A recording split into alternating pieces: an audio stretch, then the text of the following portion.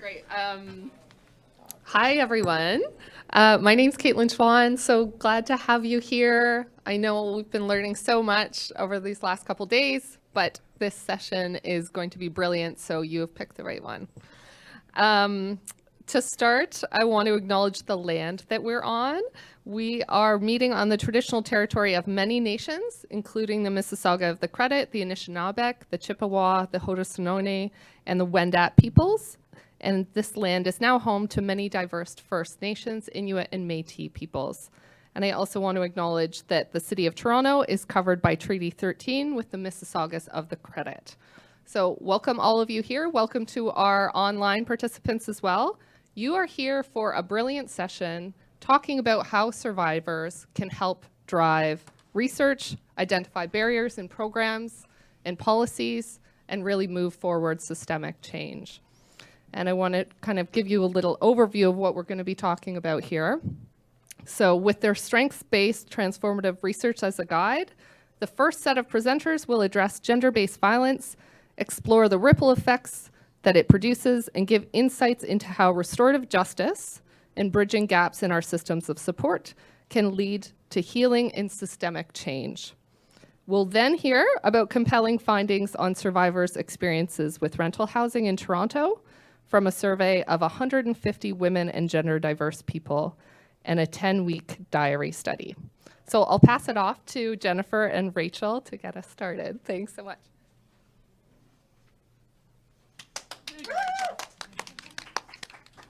So, hi, I'm Rachel, as I already introduced myself. I am the advocacy coordinator with the YW Kitchener-Waterloo.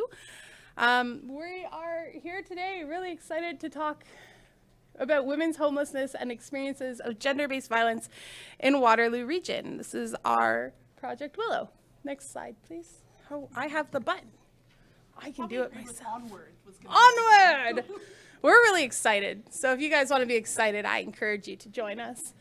Okay, so Project Willow is a collective of organizations in Waterloo region that are looking to create systemic change and respond to and prevent experiences of gender-based violence among women experiencing homelessness. Our project is rooted in and guided by the voices of those with living experience. We are funded by Women and Gender Equality Canada. And this is my wonderful colleague, Jennifer Gordon. She's our Director of Advocacy at the YW. We are very lucky to have her taking the lead. Thanks, Rachel. So we're going to talk to you a little bit about a research project that we did in December of last year, so December, January, last year, this year. And we have labeled this Project Willow. This research is our initial steps towards a systems-wide project that will be addressing the correlation between gender-based violence and women's homelessness in our community. And so we're going to take you through some of our process, our findings, and some nuances for our next steps. So in terms of our values, we walked into this research, this is community-based research. We walked into it with a few different goals in mind. Number one, we wanted to be flexible. So this meant being ready at any time, meeting folks where they're at, however they were at. So by that I mean the idea that if somebody wanted to do an interview with us and they were only willing to do it in 5 minutes, that we jumped in and we figured out a way of doing that in 5 minutes. I'll also preface that you will all probably remember what December of last year looked like when everybody was dropping and social services were crumbling around us because of a nice string of COVID that was coming through. So we wanted to be as flexible as possible coming into this, knowing also that engaging women experiencing homelessness is not easy because of a number of reasons. I'm not going to diatribe into that though. We wanted to talk about harm reduction. So how do we remove the implicit necessity to talk about the violence you experience from research while talking about gender-based violence and homelessness? So we aimed to avoid bringing up unnecessary trauma and not asking folks to disclose details about their violence and other things they've experienced. We allowed for wandering and storytelling, which is something that is also not always warranted or given time in research. This allowed us to better understand how people come to the conclusions they come about their lives, particularly folks living complex storylines. But more than anything, the team that is involved in this, so if we go back to our community partners, way back here. Oh, I love that this is working. Our community partners here. So we have a number of community partners, and together we are both the team that is conducting the research with expertise on our panel to do that, and also the team that is creating the change from the research, which is both an incredibly daunting and complex experience to be in as a researcher myself, but also really reassuring because we had the opportunity to let the women know that we engaged in this research, that we are taking their words beyond just the report that sits on a shelf or sits on someone's important desk. And so with that, we built that sort of immediate, non-consequential trust. And then more than anything else, not even on the right slide, there we go. Now you're all with me. I'm getting happy with this thing. This is the first workshop where it's worked that I've been in, so now I'm all excited. Follow through. So people who are involved in creating means they should be involved in that creation and engaged in what is created. And so that's following us throughout all elements of our project. In terms of methodology, we were community-based, but we did follow an ethics process. So our team was trained in TCP2S. We used informed consent. We had a tiered response for any issues, ethical issues brought forth by participants. And then we also had mediators outside of the research team to be able to support folks with escalated issues, or should they not feel comfortable talking to a member of the research team about any issues. We used a mixed methods approach, so we used surveys with short answers as well as semi-structured interviews.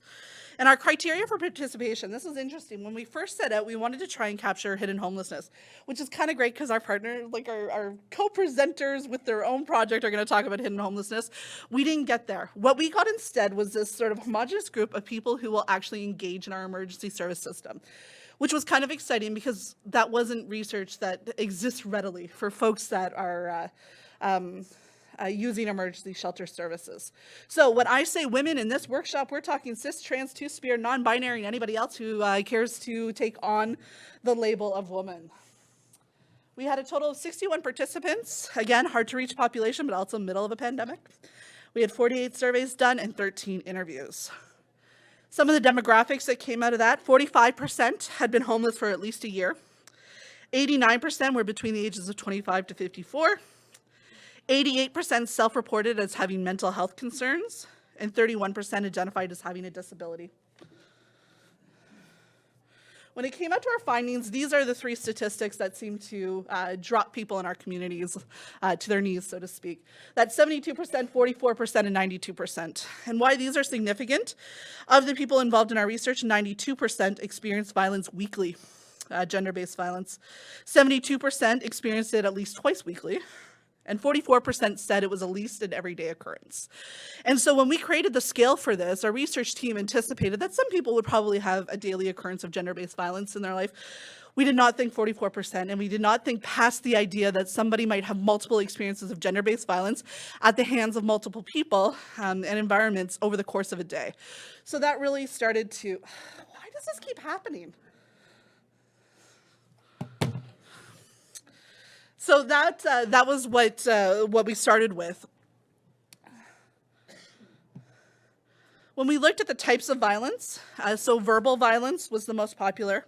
96% had talked about experiencing verbal violence. Emotional violence, 79%, emotional, mental.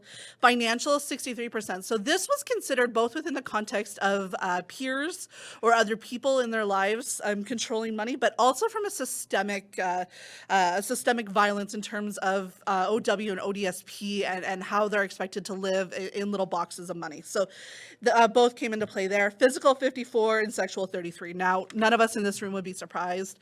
When it comes to reporting, physical and sexual violence tends to be underreported. I anticipate those numbers are actually higher, but some anonymous survey, someone's not necessarily going to open up about everything that's ever happened to them, right? So from there, we actually narrowed down into certain demographics of folks. And we found that 60% had experienced racism, 27% experienced spiritual violence. Now, we are partnered with Coalition of Muslim Women in Kitchener-Waterloo, where that statistic is, we're just finishing up that research report, and that statistic is in the 90s. So context for who's involved in the different research projects. 60% have experienced homophobia, and of the folks who identified as trans who participated, 100% had experienced transphobia. Now, if we stop and we think about all these percentages, and then we go back to the idea that 44% are experiencing these things daily at least, we start to really create the picture for how gender-based violence interacts with women's homelessness. The next thing that we naively wanted to look at was where it's happening. So the idea we had in our head was maybe there's problematic areas or different environments, places in our community where we could target efforts to make those places safer for folks using them. Why? Yes. Vindication. Who knows anymore? Down? Yeah, we can start there. They'll give me an excuse to press this again. Hey. There we are. You guys getting ready over here? Taking notes? Clicker moves fast. Don't trust the tech guy. So where is violence happening? What came out of this was that it was actually happening anywhere and everywhere. So the catalyst wasn't community spaces in particular or resources, although there were inherent places that felt less safe than others. It was wherever the woman ended up.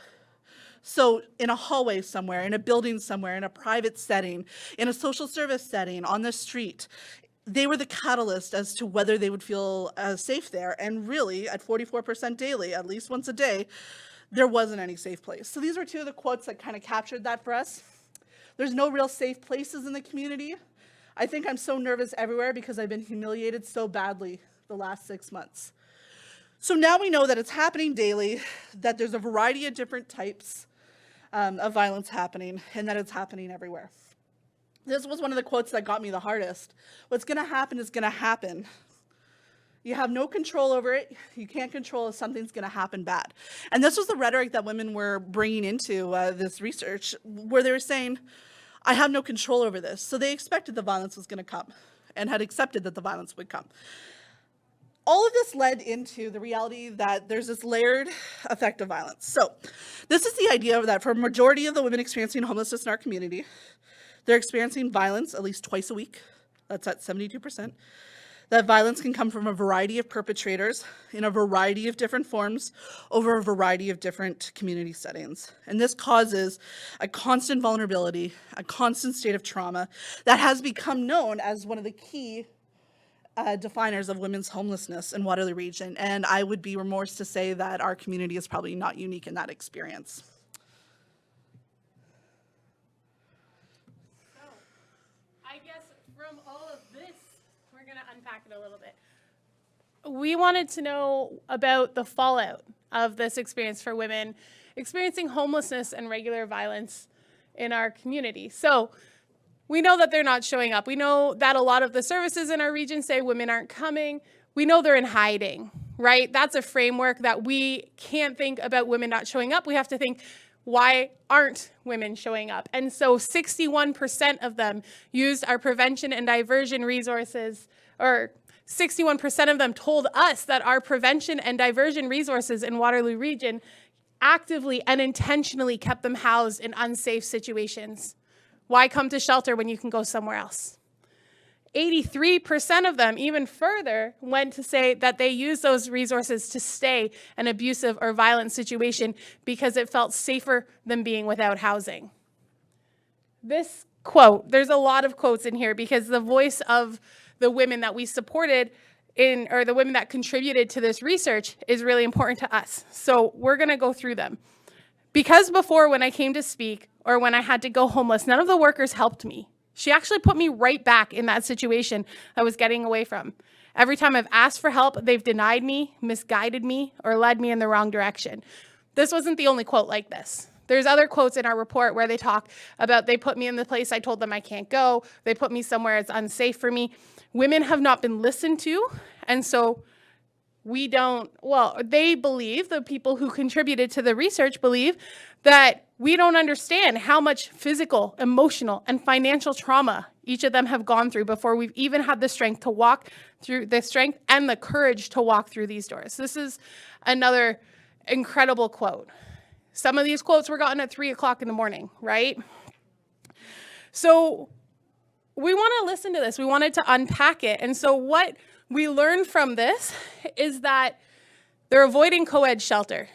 So I don't know, when we were doing the research to prepare for this research, The word masculinized spaces, that didn't really come up. That came up once. Masculinized spaces are spaces where toxic masculinity manifests. Services that also are catering to large groups of people who are engaging in that toxic masculinity, right? So we want to think men, but also people who are doing this as a way to keep themselves safe. And so there's a lot more going on there than it just being a co-ed space. It's you have to sleep on the floor next to 73 guys or something like that, right? So 73% of our research participants avoided the use of co-ed emergency shelter out of safety concerns. Now, if we think back to that prevention and diversion, 61% stayed elsewhere because they were afraid of being homeless. And then when they get told this, yes, you can go to a shelter, the one you're going to is co-ed.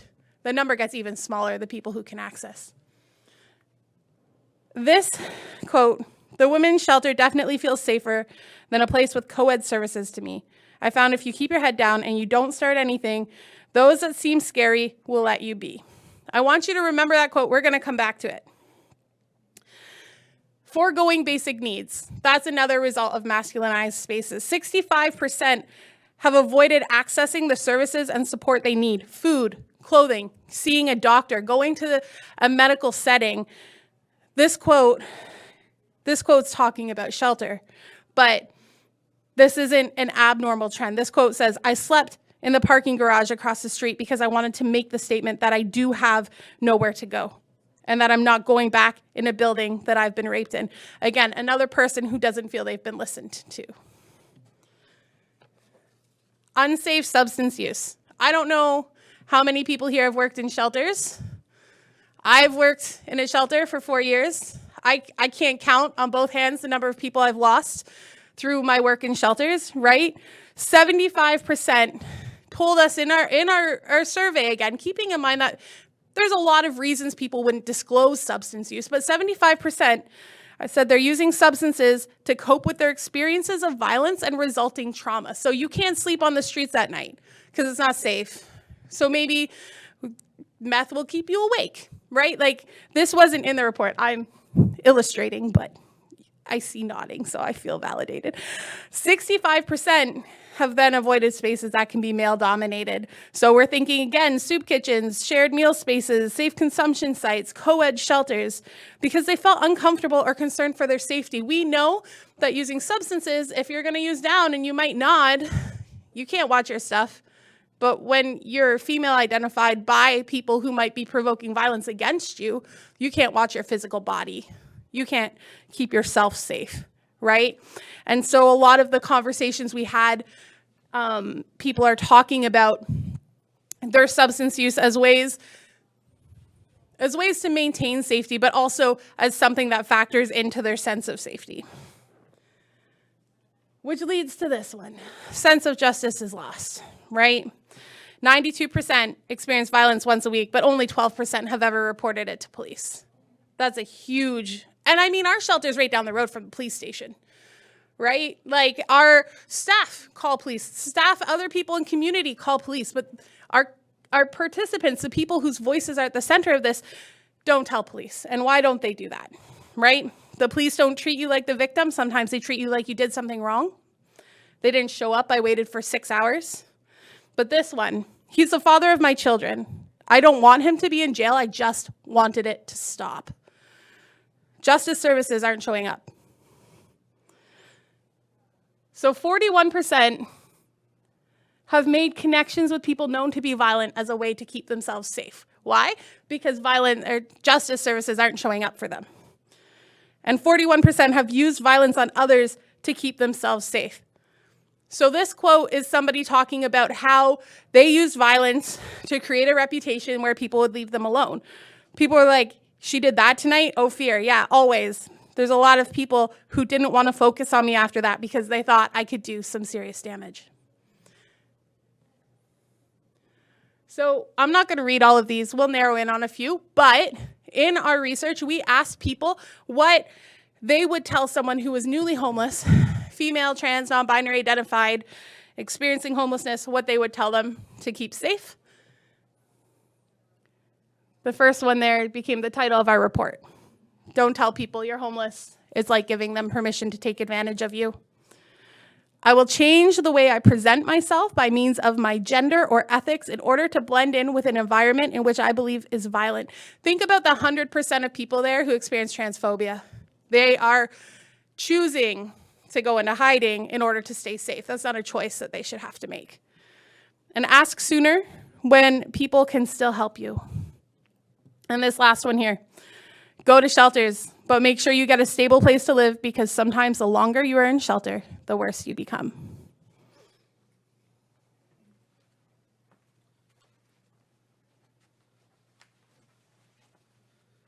So all this to say, we have a system that's letting women down, and we have women who are creating safety rituals to the point that some offer to just give me a classroom and I'll teach women who are new to homelessness how to stay safe through all of the experiences of violence that they've experienced over the course of a good number of years in and out of homelessness.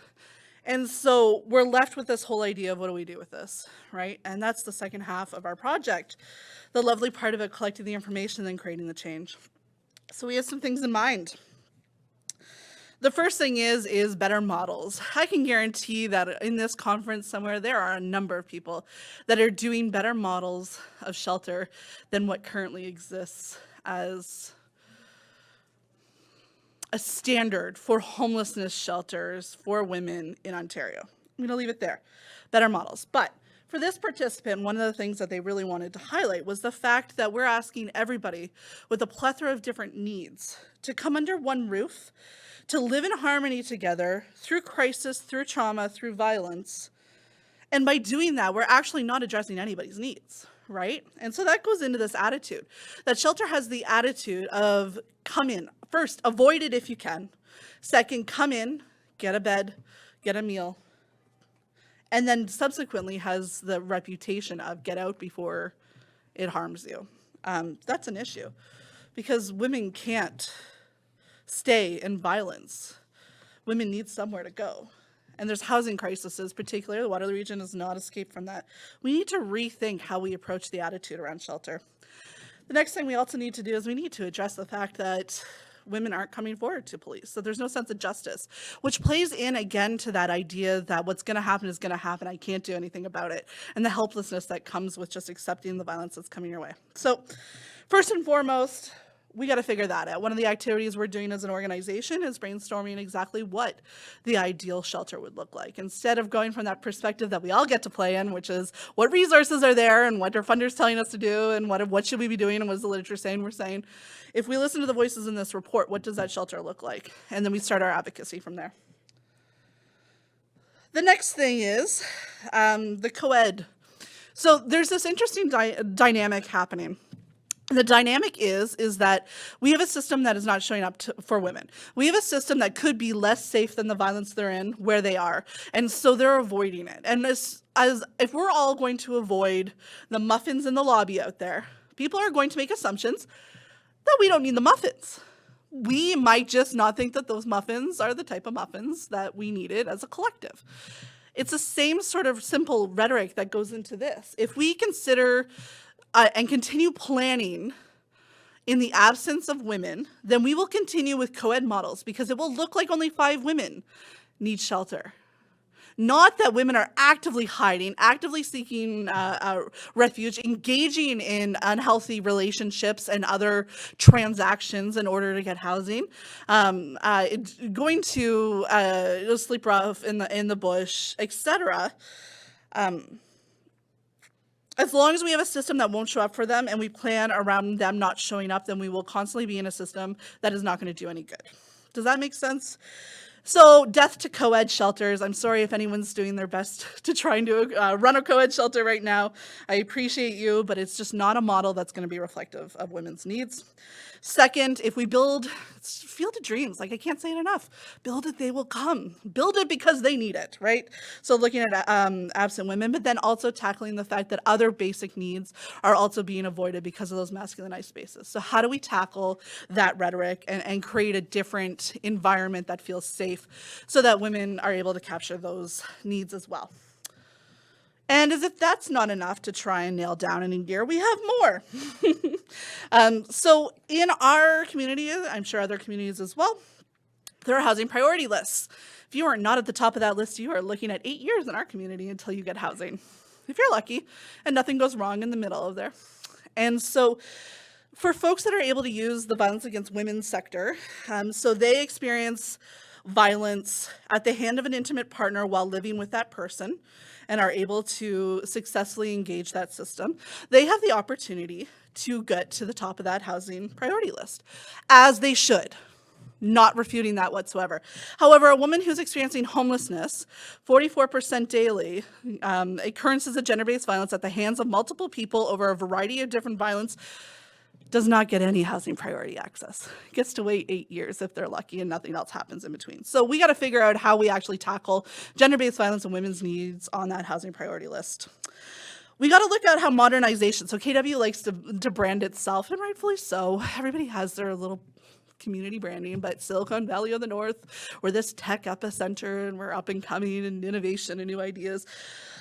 The women in our study want their payphones back because their payphones were an intricate part of their safety plan. Not being able to afford cell phones themselves and a variety of other things. So we need to look at, as a community, how we're modernizing and how that might be jeopardizing safety for someone on the other side. We want to look at private sector housing expectations that we have, looking at community and public space and development and how those spaces are often created devoid of the voice of women who need to find safety within park settings and other things, because that is part of the infrastructure that is their living room without walls. And of course, development. So these are some of the policy areas that we're looking at. But more than anything, and not to a surprise, 61%, and again, leaning on the co-ed theme of being a less safe place, or feeling like a less safe place, 61% wanted to see gender-exclusive housing along the continuum of affordable, supportive, and transitional. This building here, this is our block line project.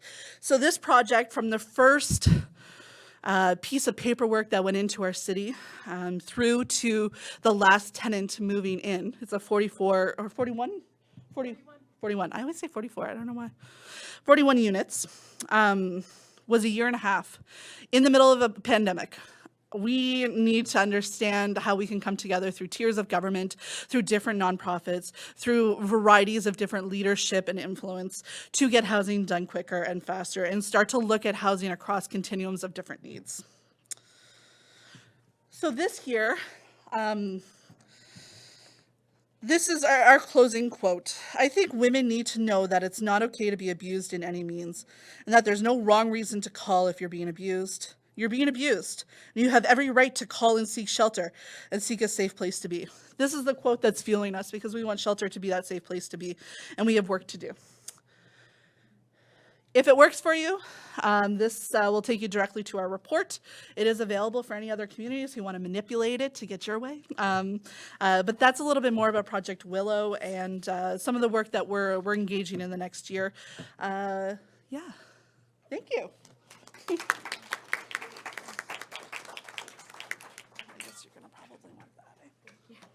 Wow. The work you do is so powerful. The quotes, the statistics, incredibly challenging to get those kind of statistics. And I just commend you on the work you're doing. Thank you so much. Very difficult. There were many 3 a.m. Zoom calls, but thank you. Thank you so much. It's my pleasure to introduce our next presenters from the Women Abuse Council of Toronto. They are going to be talking about successful tenancies, survivors' experiences with rental housing and hidden homelessness in Toronto. And to give you a little bit of a sense of what we're going to be talking about, gender-based violence is a common cause of homelessness among women and gender-diverse people. While survivors have expressed a need for more housing options when leaving violence, including remaining in their own home or moving directly to independent housing, they continue to face barriers to accessing housing in the private rental market. This presentation will share research findings on survivors' experiences with rental housing in Toronto from a survey of 150 women and gender-diverse people and a 10-week diary study. Perfect. Thank you. I welcome you.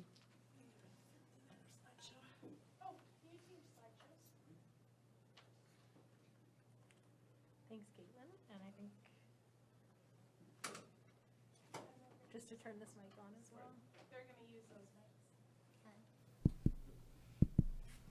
Perfect, thank you. And thanks, Caitlin, for the introduction. I'm Alyssa Klingbaum, a Research and Policy Coordinator at Women Act, and we have Monique Arsenal, a Community Researcher at Women Act, and we're going to speak today to our Successful Tenancies project. So this piece of work talks to survivors' experiences of housing in two particular areas. So we've got some research findings related to survivors' experiences accessing and living in private rental housing, and then as well a separate piece of research around temporary housing options. So just to start us off a little bit about Women Act. So we're a policy and planning organization that works to end violence against women and advance gender equity. And when we do this through systems level work, so we are not a direct service provider, but we work in the areas of research, education, and advocacy. And just to quickly go through our learning objectives for this session, we hope that by the end, folks will be able to understand the experiences of survivors in both accessing and living in private rental housing, describe hidden homelessness and its impacts on survivors of gender-based violence, and then probably most importantly, recognize, just as we heard in the other presentation, we need to be thinking about how we can change some of the current housing solutions that we have for survivors and go beyond our current approach. So just to provide a bit of background for this research, so a lot of Women Act's work focuses on housing, and as you've heard from other presenters and from Caitlin, it's because of those really close connections between gender-based violence, homelessness, and housing stability. And this is particularly true in the private rental sector. So survivors face many barriers to securing and maintaining rental housing. So we've heard, of course, about discrimination from landlords, poor rental histories that affect their application for future units, and then as well just overall economic insecurity related to a lot of the impacts of experiencing intimate partner violence.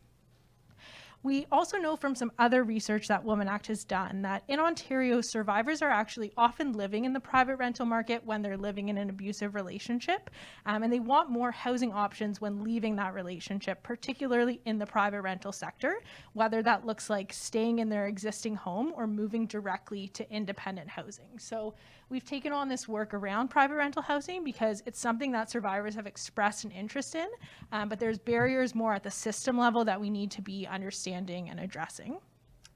And then on that system side, we also know that landlords have a really big role to play in preventing and responding to intimate partner violence, and that a lot of the other systems we currently have to support with survivors housing are very over capacity, as I'm sure everyone in this room knows. And so again, it's coming back to that idea of how can we think about some different housing solutions, different partnerships we need to make this happen, and to expand a little bit of the way that we think about survivors housing. So we're going to speak today to the two research activities that we carried out under this project. And you can see some of the timelines and inclusion criteria up there. So as the first piece, we did an online survey about experiences in private rental housing in Toronto. And in this survey, we had 141 responses from survivors about some of their experiences and preferences. And so we'll walk through some of those findings. And then as a second piece of research, we also did kind of a small longitudinal study with survivors who were living in temporary housing options. So we had 12 survivors participating in that research, and they received an online questionnaire every 2 to 3 weeks, asking them a mix of qualitative and quantitative questions about their housing situation for a period of 3 months. So we were able to track a little bit about what this temporary housing pathway looks like and some of the changes that happen in that 3-month window. And you'll notice from the timelines up here, we've sort of just recently completed our data collection. And so what you'll see here today are sort of preliminary findings that we've been able to analyze over the past few weeks and be able to share some. But we'll definitely be going back and finalizing some of this work. So I'm going to walk through some of the survey findings, and then Monique will jump in as well to speak to the temporary housing findings. So we'll start off with the survey. So just firstly, we've got some demographics here for the survey respondents, just to give you a sense of who's in our sample and kind of who we're speaking to today. You can see we do have a good mix in some of the demographic areas, but there are areas where at Women Act, we're definitely working to recruit more diverse samples in the future, particularly in the area of gender identity, where you can see 71% of respondents identified as women. The one thing I do want to point out here is that most of our sample was living on relatively low incomes. And so this, I think, is important to note just because it pushes back on some of the assumptions that we have about who's living in the private rental sector. I think we have a vision that it's, just high income survivors who are in that setting, and that's not the case.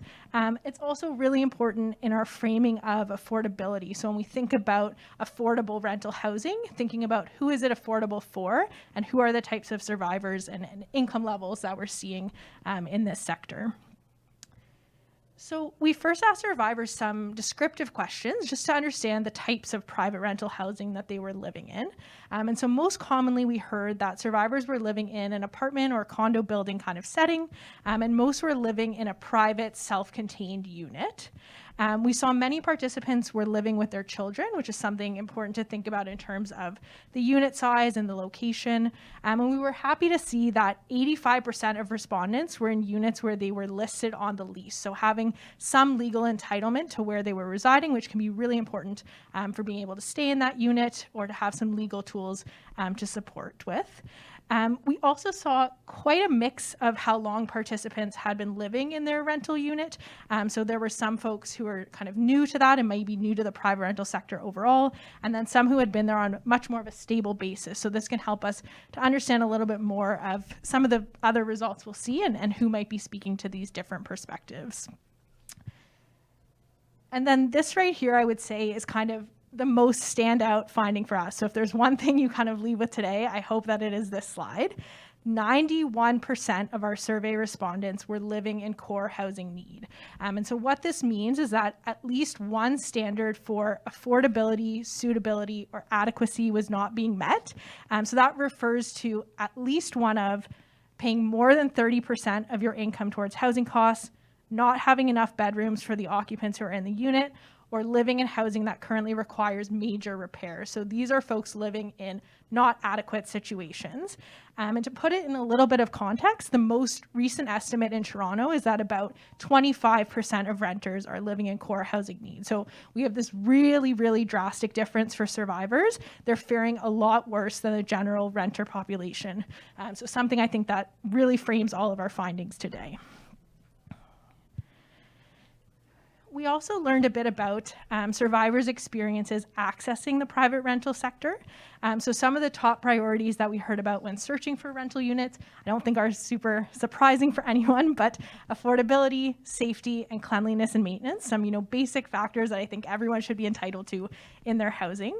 And affordability on that list definitely came out as a strong number one, far ahead of any of the kind of 2 to 5 ranked. On the barrier side, we heard about a lot of challenges in the rental application process. So some of the most common ones that were experienced by survivors were not being able to provide references from previous landlords, not being able to provide any types of deposits or upfront payments that were needed to secure a rental unit, and then not being able to pass a credit check. And I think we can see from this list here, these connect really clearly to some of those housing impacts of intimate partner violence around having poor rental histories, having experiences of financial abuse. And so those impacts are really traveling along with the survivor to prevent them from securing future housing. And then we also heard that when living in private rental housing, survivors were not having the best experiences engaging with housing providers and the different housing personnel you might encounter in the private rental sector. So you can see here pretty much across the board for landlords, property managers, security, maintenance staff, they're all hovering around that kind of 3.3 out of 5 rating in terms of their experiences.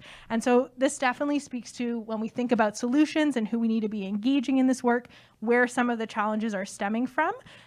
We're thinking about these kind of private housing partners and the importance of the violence against women sector being connected with them. The survey also captured some of the ways that gender-based violence very directly intersects with private rental housing and how these experiences are really intimately connected. So more than a third of participants felt unsafe or at risk of gender-based violence when they were living in private rentals. And then another 37% were actually experiencing violence in the unit that they were living in. And then some of the other kind of less common but equally important experiences were that 30% of survivors had made a disclosure about gender-based violence to the landlord at some point. So another important piece in understanding the landlord's role here and making sure they have the tools and the knowledge to respond to these types of disclosures. Related to that, 21% had experienced sexual harassment from a private landlord. So again, the landlord role here and the role that they play in this housing experience is incredibly important. 19% had damage to their unit as a result of gender-based violence, and 17% have been forced to leave a tenancy due to gender-based violence. So also some connections there with different housing policies or costs that come up when living in the private rental sector.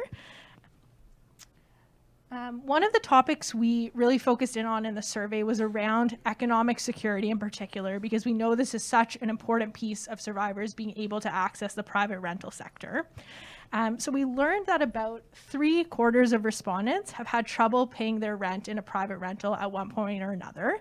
And given how unaffordable the private rental sector can be, it's not too surprising that this was a very common experience. What was particularly interesting, though, is that we saw that survivors took mostly individual level actions to deal with this financial challenge when they were having trouble paying their rent. So those common responses were reducing your expenses, looking for different types of financial support that you could pull on, even moving in with family or friends and having to leave that private rental sector, which we'll hear more about when we speak to some of the temporary housing pieces. But as you can see, the options or responses there that related more to approaching your landlord, so thinking about a repayment plan, negotiating a rent reduction or a unit transfer, these were far less common options that survivors accessed. So again, I'll keep repeating this, but it comes back to that role of landlords, the role of these types of partnerships, because there's solutions here that are not really being explored by survivors, and that probably goes back to some of their experiences of engaging with these housing personnel. We also saw, too, that unfortunately having trouble paying your rent was not a short-term phenomenon for survivors just when they were leaving an abusive relationship. These experiences were occurring for some participants more than 5 years after separating from that relationship. And I don't want to kind of overinterpret the data that we have here, but one thing that really came to mind for us when we looked at this is that when we see that kind of dip down in the 3 to 12 month window and then the rise up again around the 1 year mark, it makes us think a little bit about program eligibility, and that often survivors can access housing benefits or different types of supports for that first year after leaving. And then a lot of that support really drops off if they haven't secured housing at that point. So again, we don't know necessarily why this is happening, but something that definitely comes to mind when we see that timeline of trouble paying rent. And then the last piece we'll share from the survey is around eviction. So another topic we wanted to focus in on. So we learned that about a third of respondents had either received an eviction notice or been evicted from their private rental unit. And the most common reasons here for evictions were overdue or repeatedly late rent payments, the landlord moving into the unit, or the unit being renovated. And again, I think these kind of come back to two key themes: the financial challenges for survivors and this role of landlords. That's really what it's coming back to here. We also learned, somewhat positively, that most survivors were receiving a formal eviction notice. So there is some procedure and process being followed here, but only 40% of survivors who received that eviction notice actually moved to the stage of having a hearing with the landlord and tenant board. And so some of that might reflect folks who resolved the situation and were able to stay. But the other side of it is that people may be just leaving their unit when receiving that notice, feeling like it's an imminent eviction or that they don't want to go through the process. And so it could speak to some of the opportunities or solutions just in terms of knowledge of tenant laws, knowledge of that process, and making sure that there's not kind of a fear around that eviction notice and getting out of the unit without seeing what some of those alternative options are. So now we're going to shift gears a little bit and speak to some of the findings from our research on temporary housing. So just as a reminder, these are data from a group of 12 survivors that we worked with who were living in temporary housing situations. And they responded to 5 questionnaires over a 3-month period about their housing experiences and pathways and some of the ways that that temporary housing impacted them. So just first to show you, I guess, a little bit about what happened over that 3-month window. So we were really excited to have this longitudinal data because we usually only have like a point in time piece of evidence from survivors' housing. And so it was a really unique experience to be able to see where people are going across these times. So the types of temporary housing that survivors began in at the start of the study that they identified as temporary housing were staying with family, friends, or a partner, more generally couch surfing with kind of a less formal connection, and then living in a temporary rooming house situation. So that's where folks were at the start of the 12 weeks. Of those 12 participants that we followed, 7 remained in the same housing situation for the full 3 months. So we may have learned through this work that 3 months is not even a long enough period of time to really capture some of these housing pathways. But we did see that 5 of the participants moved through different housing situations over the 12 weeks. For those who did move, we heard about a few key triggers that led to their move happening. So those were an eviction, a change in their employment, either losing or finding a job, escalating levels of abuse when they were living in a violent situation, and then as well just sort of reaching a breaking point with a disruptive environment that wasn't working for them and feeling they had to go somewhere else to be safe or to be comfortable. When these triggers did occur, we saw that participants who relocated did so between 1 to 3 times. As well, we did have one participant who reported they were kind of constantly couch surfing, even multiple times between questionnaires. So we didn't have a formal count for that person, but anticipated much higher than the 1 to 3 times. Then ultimately, at the end of the 12 weeks, 3 of the 5 movers were still in temporary housing, just a different temporary housing situation than they started with. But on a positive note, 2 of the movers did end up in a more stable housing situation. So one was able to secure their own private rental unit, so then kind of connecting us to some of those survey findings. And then one was able to sign a lease with a roommate that they were going to move into shortly. And I'll pass it over to Monique to share some of the other findings. Thank you. So as outlined in our presentation, survivors had a distinct perspective on how they viewed temporary housing and homelessness. They described their experience using phrases such as, and I quote, needing to leave, short term, and something that will end soon. So this collective vocabulary suggests an instability so that their presence may linger excessively. However, because survivors have secured temporary housing, their experience may be described as invisible homelessness. As one woman stated, and I quote, at least I am not on the street and I have a place to put my head and rest. This outlines the discrepancy between simply being housed and the idea of being homed. Housed could refer to the absolute bare minimum required to simply just offer someone shelter. However, temporary housing environments have been deemed as inadequate with lacking privacy and sharing elements that obstruct personal healing and self-development. One survivor noted that being homed implied housing with permanency that reflected their survival needs being met, with a focus on fulfilling on their emotional and psychological needs.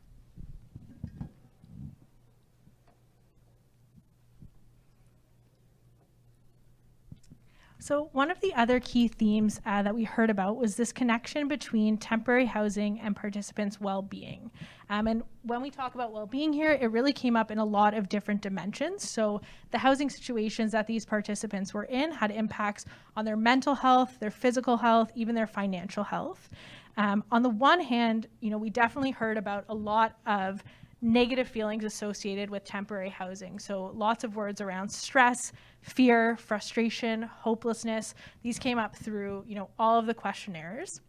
A lot of the times we also heard this in kind of the physical space realm. So the places that participants were living in often resulted in physical discomfort. And we heard about certain health issues, for example, that were exacerbated by not having an adequate place to sleep, not having access to your own kitchen or a private washroom and the ways this connected to people's health.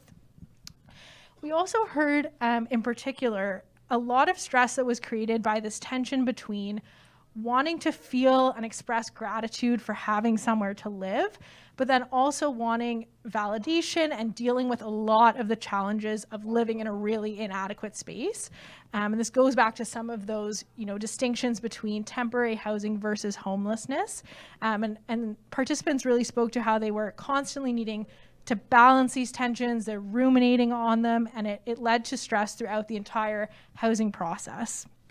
We did hear, a couple positive aspects in the area of well-being. So participants did report that, going through a tough time with their housing could be an opportunity for self-development. They felt they were improving resilience and independence. It also gave them a chance for some folks to get back on their feet a bit financially. So for those who were kind of staying in one situation over the 3 months, and usually those who were staying with family, they didn't have a financial responsibility for that housing. So they were able to save up a little bit during that time, and they felt that that was one positive aspect of it.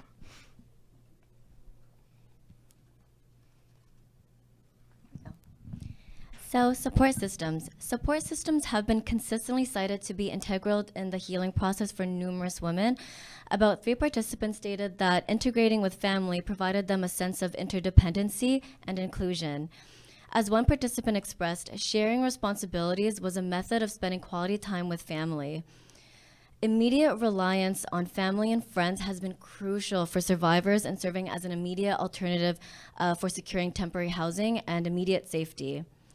However, numerous women have expressed feeling like a personal burden on their support systems.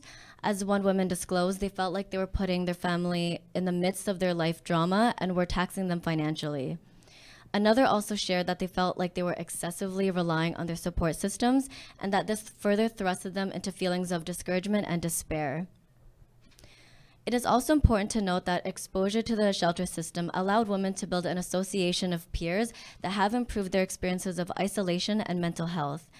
To illustrate, one participant expressed that peer support improved their experiences of depression, while a few others shared that the sheer kindness experienced were a paramount shift for them personally. And I will continue talking about economic precarity. So regarding our preliminary findings, we have concluded that financial dependency, discrimination from landlords, and experiencing barriers to permanent employment were the fundamental themes with respect to describing women who have experienced economic precarity. So financial dependency. Data has demonstrated that numerous women have lived financially dependent on their partner. As shared by one participant, and I quote, "My husband has left me and stopped supporting me. I was left with nothing," end quote. Lack of financial independence has been detrimental for women to establish foundational freedom. A few women highlighted the consequences of such restrictions impacting their ability to afford proper meals, adequate clothing, restricted access to healthcare, and transportation. Due to no access to capital, women have been excessively reliant on family to support their basic needs and expenses. And on to barriers. The domino effect of having diminished access to capital is that it presents itself as a substantial barrier for women to seek and secure permanent and fulfilling employment. To illustrate, because women are in temporary housing, they do not have a fixed address, which is a requirement for many company payroll policies. Therefore, because they do not have a permanent residence, women are severely limited regarding job prospects. As one participant shared, and I quote, "It's a challenge to apply for jobs when I can't give a permanent address," end quote. Additionally, because women are experiencing financial instability, they have vocalized feeling stranded and perplexed on how to improve their situation. Women cannot afford to simply leave temporary housing, or they struggle immensely to pay their rent. And the last point that I want to focus on is discrimination from landlords. So our data also suggests that women have consistently experienced discrimination from landlords and have been declined when trying to secure housing. Despite Canada's anti-discriminatory laws, women have been experiencing rejection based on them being on ODSP or not having a steady income. Discrimination from landlords becomes an intersecting problem as it severely reduces the options women have in terms of options for housing, and when faced with urgent circumstances, it forces women to settle for inadequate alternatives or oftentimes dangerous ones. These temporary housing or shelter alternatives then directly impedes a woman's ability to acquire vocational or educational opportunities. This impairment of improving their life circumstances may also increase their chances of experiencing homelessness again, as women have continuously and consistently expressed their concern over being kicked out one day.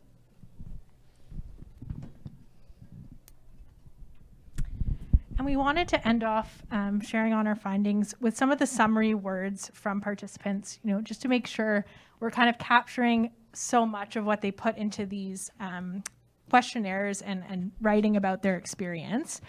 So on the left side, you'll see words that participants use to describe how they felt about their temporary housing situation across the study. And of course, the larger the word, the more common that it was used by participants. So some of the main feelings coming forward here were depressed, anxious, hopeless, preoccupied, really a lot of negative feelings. But on the right side, we want to end off on a little bit more of a positive note, and also to show a lot of respect and gratitude for what these survivors were experiencing, and that they were able to participate in this research over 3 months throughout these challenging aspects of their life.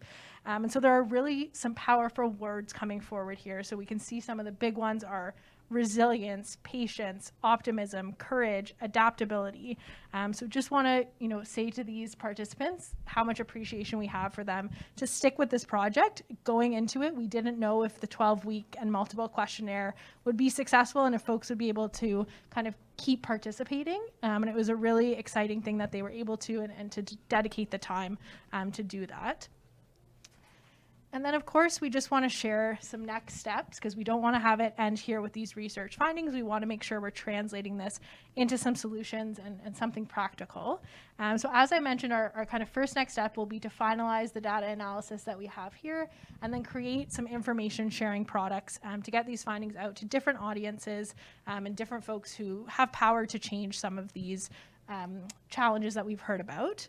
We'll also be working with some lived experience advisors on the knowledge mobilization, so making sure we're incorporating their perspectives and directions in how we use this knowledge, the types of solutions that we pursue, what some of those priorities are going forward with the project. And then the next two components are really around training and partnership building. So we're going to be working with private landlords, other housing providers, the VAW sector, to start to bridge some of the gaps that we have here, build some of those connections, and importantly, as we saw throughout these findings, build some of landlords' capacity to be supporting survivors with both accessing and maintaining stable tenancies, whether that's in the private rental sector or other types of housing as well. And of course, I have to end off on a little plug, but if you'd like to stay up to date on this work, I would really encourage you to follow along with Women Act on social media. Do feel free to get in touch with us, subscribe to our newsletter. We're always looking for champions of this work, for folks who have other learnings that they want to bring into this conversation. So please do feel free to get in touch, and we will leave it there. Thank you.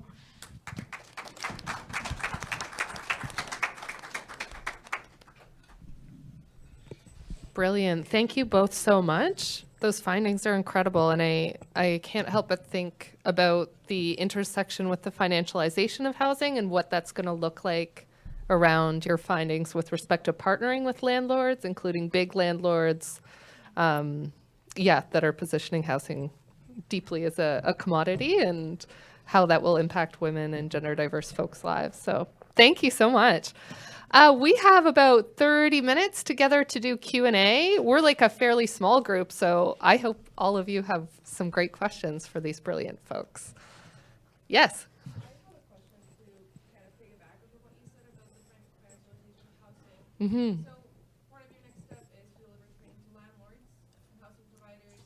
And I guess I have two questions. One, what does that look like in a scale from like, is it for caretakers, for property managers, higher ups? And what do you expect is going to be their attitude towards the project and actually wanting to collaborate when they only care about profit? Yeah, it's a great question, and I think probably the largest challenge facing us ahead in this work. So I just want to acknowledge that we don't necessarily have all the answers. In terms of what the training looks like, I think we're looking to support landlords on a couple different areas of their work that they can improve in supporting survivors. So one is about their own employment practices. So a lot of this is around building a culture of recognizing gender-based violence, reflecting that in your own policies and staff, and having that be kind of a common conversation that's had in the organization, because it kind of starts with that workplace aspect. We then also have some kind of practical recommendations for landlords around their application processes, their tenant policies, and we've done some separate work to kind of understand what are the best practices for landlords to support survivors. And so we'll be developing kind of practical tools, training sessions, kind of bite-sized information with key action items for landlords. The other piece is around having response plans in place that landlords can use. So we hope to work actually quite directly, like one-on-one with landlords, to review some of their policies and practices, provide suggestions about service providers in their community that they can be connected with to help with some of the response if they do experience disclosures. I guess in terms of the second part around their attitudes, it really does vary. I think we've had landlords who are resistant to being part of this work, and we've also had some larger landlords who are actually quite interested in it. There's some landlords out there who are thinking about their social responsibility in addition to their economic profit. It's not everyone, but there are some folks out there who are, particularly those smaller to medium landlords who are a little more interested in supporting this work. We do have one piece of separate work going on now that I think will help support that.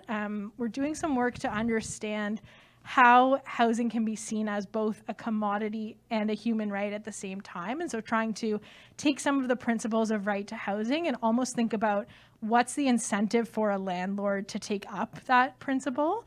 There's lots of great work out there already on some of this, but I think we're definitely trying to think about what is their economic gain in doing this type of work, because kind of that moral or ethical or rights-based approach is not going to resonate with every landlord. So that's definitely part of the conversation we're having and thinking about how we can bring them in.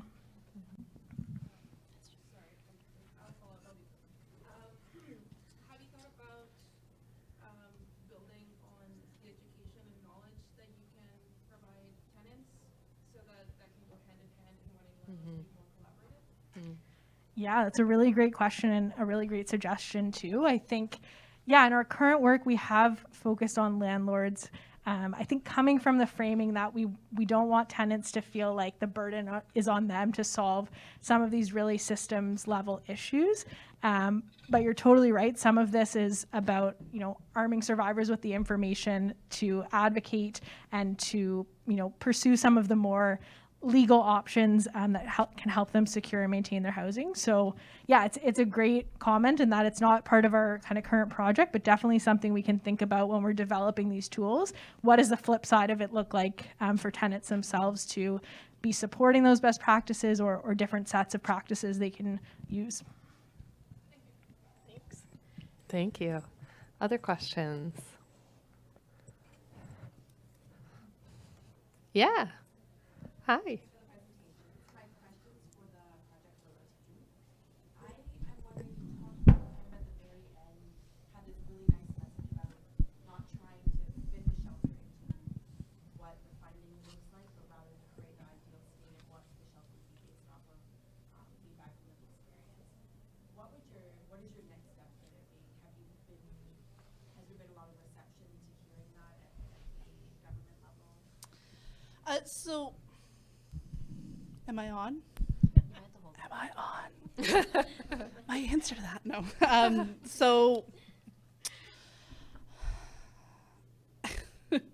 I think we all kind of know that folks hold hard to how they feel things should go, and that we often end up at a community level, particularly in the homelessness sector, shelter sector, puppeteering for a variety of different opinions, for popular thought at the moment, and other things.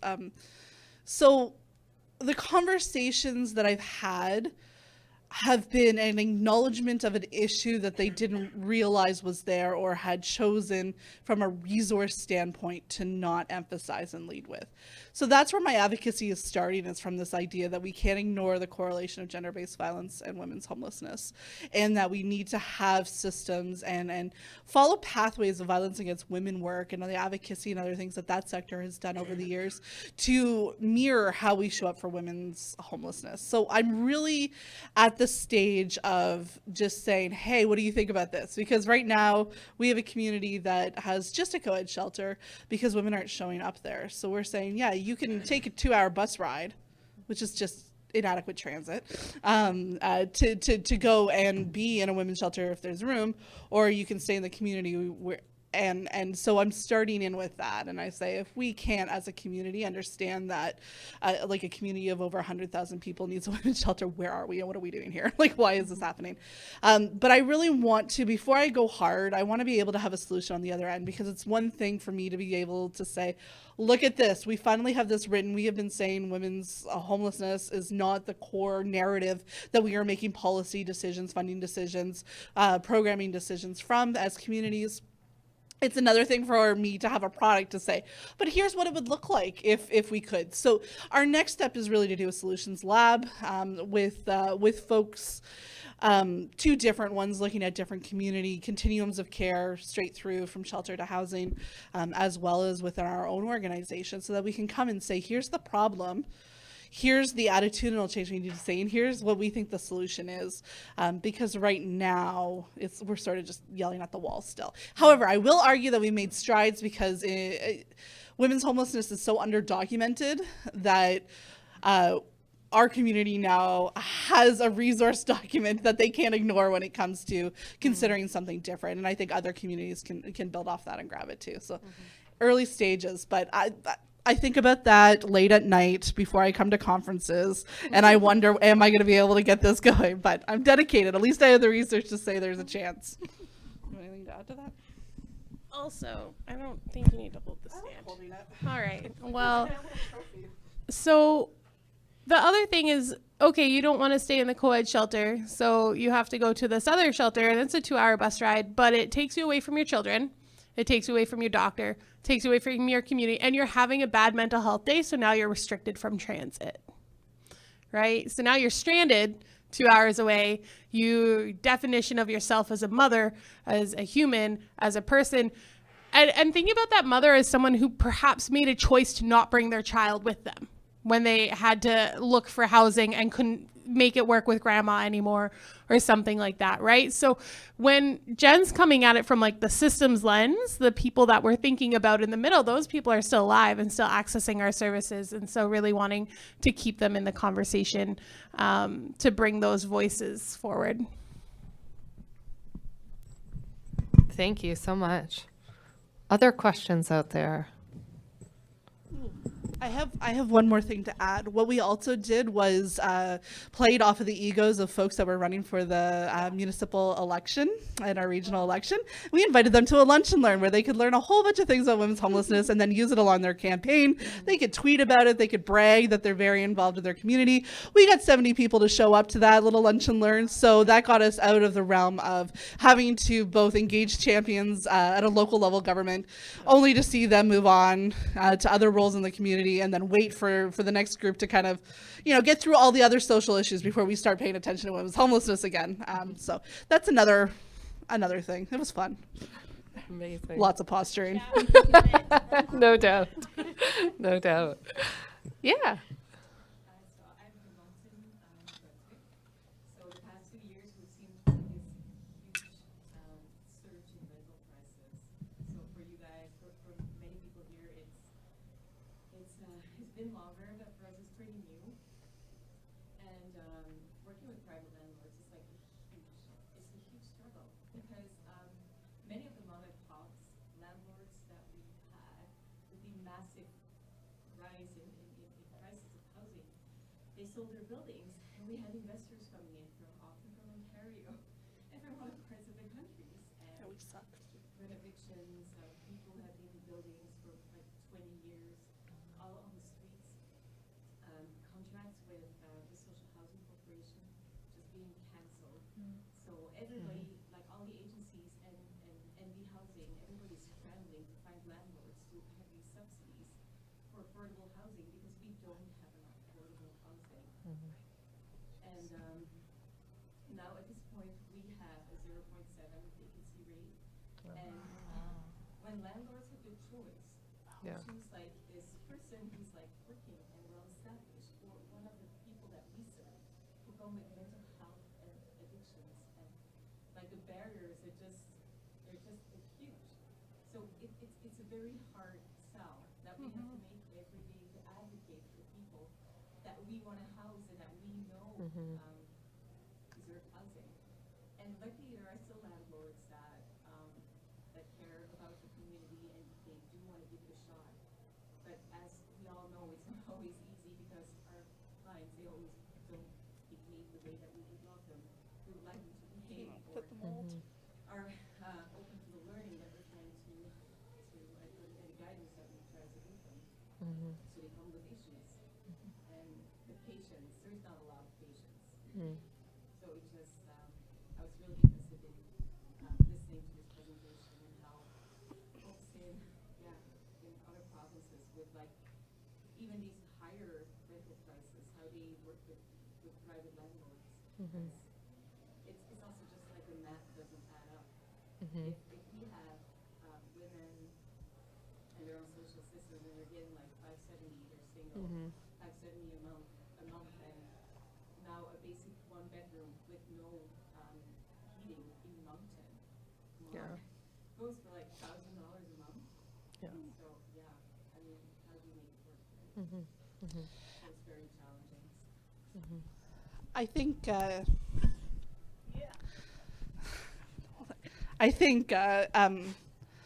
if I could have done something 15 years ago in my community, being somebody who at that time was supporting women trying to find the scrapes of housing that fit ODSP, which pretty much are non-existent. Rooming houses are about what's left for us.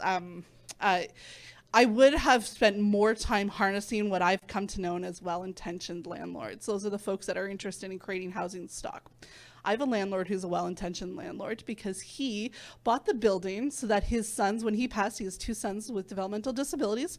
When he passes, his sons can live there, their caregiver can live there, and they can make enough money off of the other rentals in order to be able to do it. These people exist. They've just never actually known that they have to be front and center on these housing crises or have been embraced outside of their own individual plans with the housing that comes into it. So it's a really interesting opportunity for folks to kind of start thinking like, yes, supportive housing, number one, yes, affordable housing, let's go, let's do it, but also to understand that it doesn't exist without market rental, especially with folks buying up properties, raising prices and creating these desirable hubs like the East Coast got very romantic for Ontarians over the course of the pandemic. Let me tell you, I have more friends out there than I do now in Ontario and Southern Ontario. So I think that's definitely an aspect of it. If you have the capacity to start organizing that counter movement now, start organizing and figuring out who those people are, right? Because otherwise you're yelling at the wall for a while and you're trying to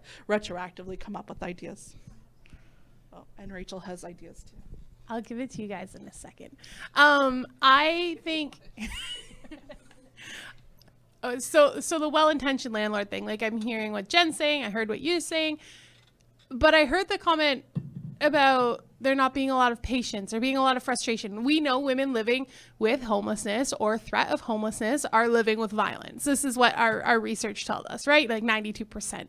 The other 8% maybe just didn't do the survey. So we've got a high statistic on experience of violence. Why would I be patient with a landlord? And then hearing them say 21% reporting gender-based violence from landlords, right? Like asking people to be patient and calm and well collected in my career has never worked out for me, except for once when I asked her to not slam a taxi door, but like the rest of the time never worked out well. So how do we make space for healing? How do we make space for safety so that when they do go to meet the landlord, maybe they've had a week where they've actually not been harassed or they've actually had safety, so that we can set that interaction up for success? Because if I don't trust landlords, I'm coming, and I don't trust landlords, I'm coming with my skepticism front and center, right? When this door closes, you're the only other person with a key.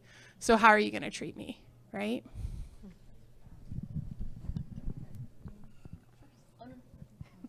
The only thing I mean, I would echo everything that's been said. The only piece I'll add from some of our work so far in trying to engage with landlords, one is that they have been very receptive to feeling like they are getting something in return from the partnership. So even small things like delivering free training for their staff or providing them with documents about how they can implement something in their policies, even sitting down and reviewing their documents and providing specific changes that they can make.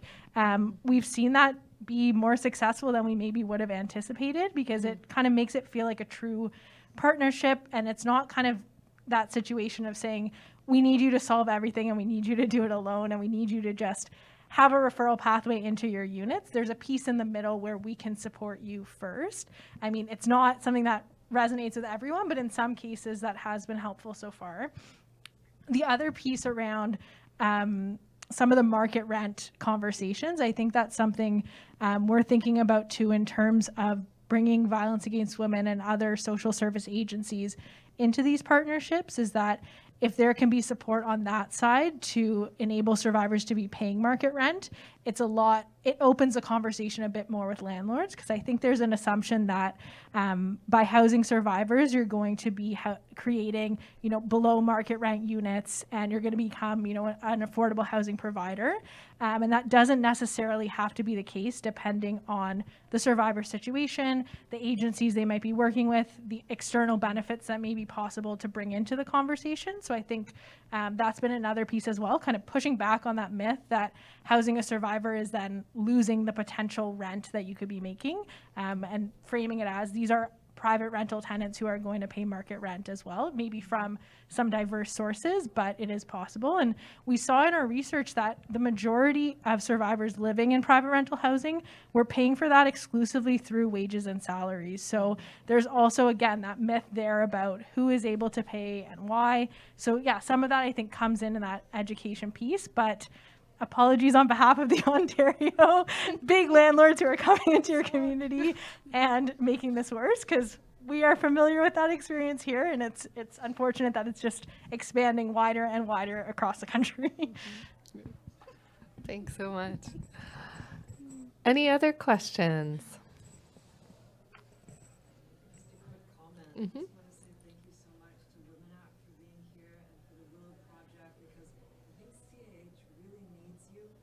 Yeah. Look at what you're doing and how powerfully you're going at it, and the research that you're doing, and what we have in supportive housing, what we have here in Toronto where I live, which is such, in the mixed community.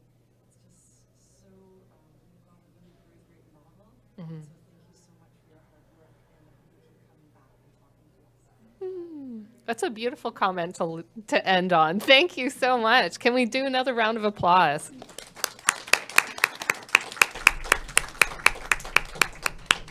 Fantastic. Thanks, everyone. I hope you have a good evening. Thanks so much to our presenters.